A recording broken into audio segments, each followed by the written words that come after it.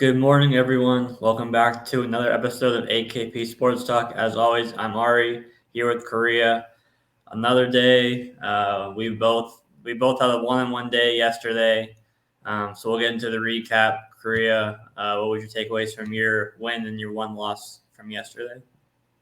Yeah, first we'll go to the loss, and I got to credit Michigan. They showed up, and UNC Asheville. I mean, it was a little bit competitive throughout that first half. I think it was like I think a 13-point game at half. But then Michigan just kind of ran away with it in the second half. So UNC Asheville, they were just so down by so much. They couldn't really catch up. And it was a tough loss. They lost by I believe by like almost 30 by 25. So did not cover that 10.5 point spread. But when you shoot 40% and your opponent is shooting almost 60% from the field, almost 50% from it's hard to win. So Michigan shot the lights out at home. You got to credit how they did. And it was a tough spot, especially Oliver. I can't pronounce it. Kamhua. I cannot pronounce his last name. He was their leading scorer from Michigan. 25-7, great night for him, the big man. Then McDaniel, 22-8. It was just a tough night. Drew Pember, kind of their leading scorer. Like I said yesterday, he had 19. So just tough. When your opponent is shooting so much better in the second half. I mean, I think Michigan scored. Yeah, they scored 50. Yeah, they scored 51 points in the second half. It was just too much to overcome. It was 16 at half, and then 25. Yeah, it was just too much to overcome. So that was a tough look. But then obviously a great win for Auburn Baylor. I had the over 147.5, and that was free as ever. I mean, oh my goodness. But I mean, obviously, just a great game in general. I kind of expected, kind of a little bit of a higher scoring game in terms of just, kind of depending on your guys. And, for Baylor, it was pretty much the Jacoby Walker show. And that's what, everyone was kind of excited for, making his debut as a Baylor Bear. He showed out. For Auburn, we talk about Broome, Holloway. They showed out as well. Aiden Holloway. It was, definitely, one of the higher scoring games that I kind of expected.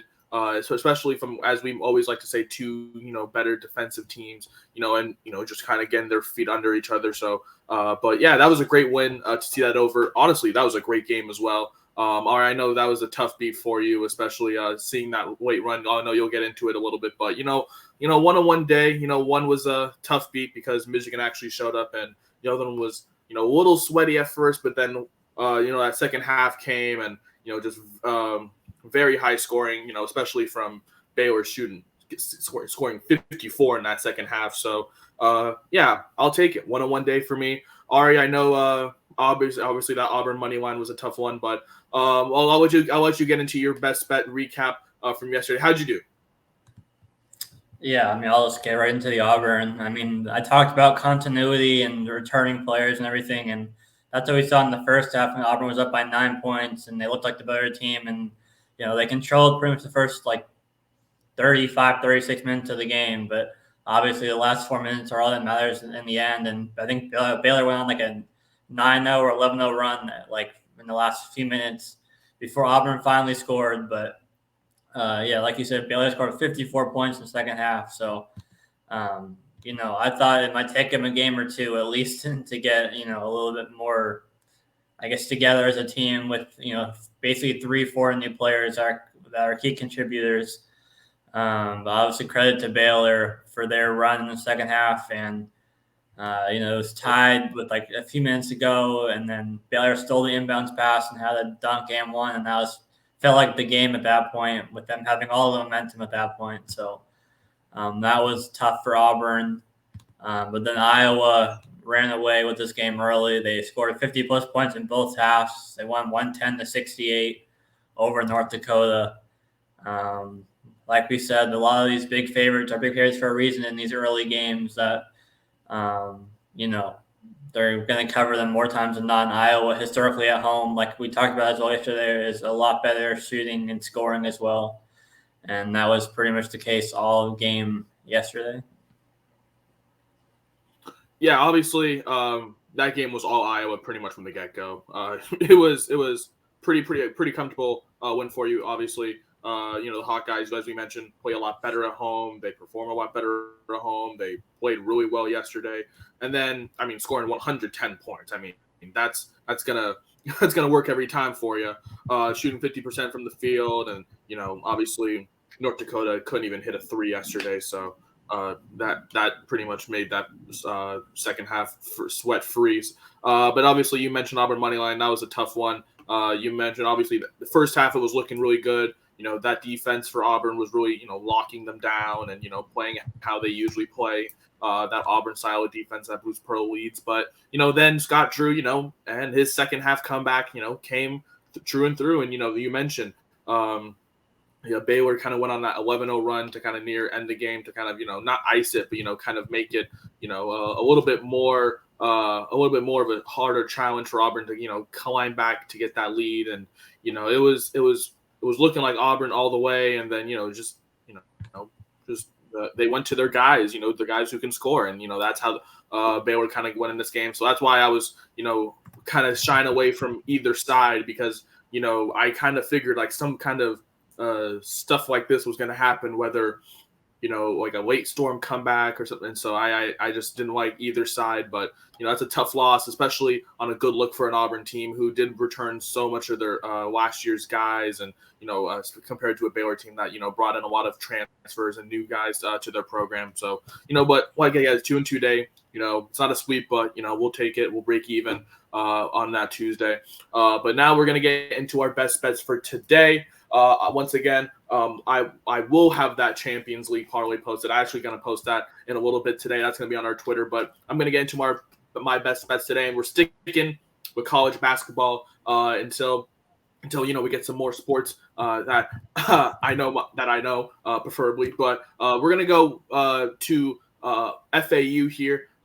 Obviously, the Cinderella team from last year. We're going to take them to cover -6.5 today. They are playing Loyola Chicago, obviously another Cinderella team from March Madness years ago. And then I'm also taking ASU to cover that 3.5. I got it at 4 last night, but then I saw it move to 3.5. So I also will take it at 3.5 as well. I like both of those spreads today. I'm going to go into FAU first. FAU, that line has grown from 5.5 to 6.5. This is the most, when you talk about a team that just was dominant last year and is bringing everyone back, that is what FAU is bringing. And I'm not going to discredit Loyola, because that Loyola Chicago program has turned around a lot, especially from the past couple years when they moved to the A10 and they weren't really getting themselves going yet. That last year. Now this year, there's a lot more expectation for them. They do have, a little bit of competition, especially in a good A10 conference. But, this FAU team is a top 10 team for a reason, because they are bringing everyone back. And we saw the talent that FAU has, with their head coach Dusty May and, John L. Davis, all the guys that, that, and not to discredit, like this FAU team, like they had 32 wins last year, like before they even got to the tournament. So, this team was already good last year. And, I think they're going to just continue that momentum from last year into this year. Like I said, they bring back so much talent, from that team last year. Elijah Martin and Jonah Davis, those are the two guys, that were kind of, leading the charge for FAU kind of going on their, Final Four run. But, I do like FAU in this spot to cover. They're one of the best mid-majors, if not the best mid-major in the country right now. I like them to cover that 6.5 point spread tonight against Loyola Chicago. And then I'm taking Arizona State tonight to cover that 3.5 point spread tonight. I got it at 4 yesterday, as I mentioned, but that moved to 3.5 earlier. I think it got it at 4.5, started at 4.5. So that line has just been moving. And, there has been news that Mississippi State will be out without, one of their returning leading scorers tonight. Ari and I talked about that right before we got on. So that is some pretty big, significant news for Mississippi State tonight. So, we may even take ASU on the money line tonight. So a little bit of a sprinkle. I saw that line at, I think around plus 140-ish. So, that could be a potential third play for us as well. Just a little bit of a sprinkle, but I am taking the ASU, the Sun Devils on this spread here. You just can't doubt Bobby Hurley in this spot. I mean, Bobby Hurley, he always gets out to a good start. We always see ASU always kind of, having a good start to the season in the non-conference. And, they play, obviously a good Mississippi State team, but they're out without their leading scorer tonight. So that's a tough break for them. So I do like I do like ASU in the spot. We always talk about Bobby Hurley and his just coaching ability, right? And we've seen it with John Rothstein on Twitter, and just how whether it's just not the greatest talent or whatever, in terms of like 4 or 5 stars. He definitely brings, definitely kind of a more of a roots grounded guy, and he attacked the portal, I will say, and the fact that he does have his son on the team is kind of funny. But I do like ASU in the spot, especially with Mississippi State without their leading scorer from last year. That is a big loss. Especially in the first game of the season. You kind of depend on that guy to kind of get the offense going. If you're Mississippi State, so to not have him at all in this first game of the season, especially in this kind of spot, is really, really tough. So I do like ASU to cover plus 3.5. That line I think was -110 as I saw it on DraftKings, and FAU -6.5. I think that was -112. I don't remember, but those are my two bets for today. Just sticking with college basketball here. FAU -6.5, ASU plus 3.5. Ari, I know you got some NBA plays for a loaded slate. Obviously, we did not have NBA yesterday. Maybe it was because everyone got to go vote. Election day. I know Adam Silver is trying to get that out there, but now we have a full slate today. What do you like in today's big NBA slate? Yeah, it's a loaded slate. I think 14 games. So I'm on 4 plays that I like today. We'll start with the Celtics -2 against Philly. Celtics coming off their first loss of the season at Minnesota. I think it was overtime loss, I believe.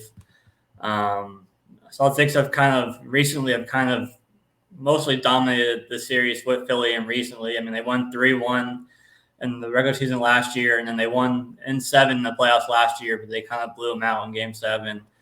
I like this as a kind of a bounce back spot for the Celtics. Philly's also 5-1, so they're also off to a hot start.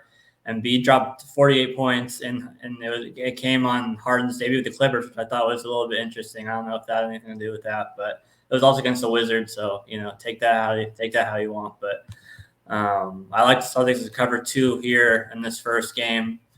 Thunder, I like them against Cleveland today on the money line. They're a slight underdog.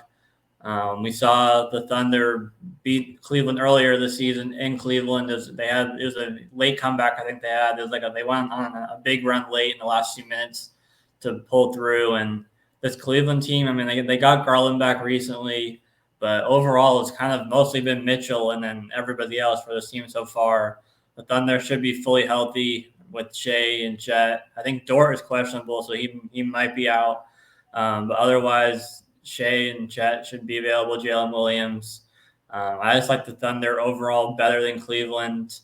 They got Garland back, Cleveland, so we'll see if he can help them, obviously. But for the most part, it's been Mitchell dominating games, and he hasn't gotten that much help from his teammates. So I like the value here with the Thunder. I have plus money here to win this one. I like the Heat to cover 1.5. It's again, I said I'm fading Memphis until they get Ja back. They got their first win against Portland in their last game. They're still, I think, 1-6, 1-7. Heat coming off a win over the Lakers, 1-point win. So I like the Heat to win pretty easily over Memphis in this one. And then the Suns against the Bulls. It's basically a pick-up 1-point favorite. Where the Bulls last I looked. The Suns might be getting Bradley Beal back, and if he's officially good to go, I think this line could flip to the Suns in the Suns' favor at that point. But either way, I like the Suns here. Again, the Bulls are kind of a weird team where DeRozan and Levine show up some games, but not every game. We've seen the Suns be competitive even without Beal and Booker. They had the losses against the Spurs. So those are tough, but I'm kind of looking at the value here with the Suns against an inconsistent Bulls team and kind of hoping that they get Beal back, and at that point the line would move in the Suns' favor. Obviously, if he's ruled available. So that's why I like those 4 plays on the NBA board today. I mean, that's solid 4-0 slate right there. I mean, look, the Celtics you mentioned, they're coming off a bounce back loss against Minnesota in the spot, and they're playing Philly, who they pretty much own. Essentially, they know how to beat them. And then you mentioned Joel Embiid. He's coming off that big performance, and that was obviously on the same day that James Harden made his debut in LA. So obviously you mentioned a little bit of a interesting fact right there. But I do like I do like the Celtics in this spot, -2. And then you mentioned the Thunder, and I like them on the money line in this spot as well at +110. You mentioned the Cavs, still getting healthier, but not 100% healthy still. With getting Darius Garland back. But the last time we did see these two, obviously in Cleveland, the Thunder did get the win. So especially now playing at home with a healthy Thunder team, I like that at +110. Obviously, we're going to be fading Mr. Ja Blicky, Mr. Ja Wick, Mr. I like to whatever he likes to do with guns, John Morant within the Memphis Grizzlies until he's back. And obviously the Heat starting to get their feet under each other after starting out, as one of the pretty much the consensus worst team in the East, now getting a couple back-to-back wins. So I feel like in the Heat at -1.5 in the spot is a great play. And then the Suns. I mean, you talk about, a line that has shifted so much recently. I think it was Chicago -1.5 last I saw. And then this morning it moved to Suns +1, but there is heavy juice on that +1. So pretty much essentially, as Ari said, is a pick 'em, and you might as well just take the Suns at this point on the money line. And I like that pick as well if Bradley Beal is playing. But obviously the Bulls, have struggled a lot at home. There's just been so many things going on with that Chicago team, whether it's just, Zach LaVine and his, and his trade talks, but, that kind of calmed down once he got that contract, but, he's been balling as well. But in this spot, I do like the Suns to bounce back. I think that's a 4-0 card, Ari. I like that. Especially in a loaded slate like that. That's a 4-0 card for the NBA. Going back to mine, that's a 2-0 card in college basketball. Total, I think that's a 6-0 card for the day. You can find all of these picks on our Twitter down below. That is AKP Sports Talk. We will be having all of these plays posted shortly, and our Champions League parlay will be posted as soon as this video ends. But that's going to do it for us. That's Ari. I'm Korea. We will see you guys tomorrow. Obviously, oh, God, ugly Thursday night. Oh, God. Oh, I forgot. Oh, Jesus. We got to make a pick in the Bears and Panthers, people. Oh, yeah. Oh, yeah. I mean, is Justin Fields back? I mean, we don't know yet. Tomorrow's gonna be ugly, but we're gonna make it work. We have Thursday night football. We got some NBA tomorrow. We definitely have some college basketball. A lot more bigger slate, so we're gonna have a lot more picks for you tomorrow. But it may not be pretty, especially in football. But that's all right. I'm Korea. We'll see you guys tomorrow for our best bets. See you guys later.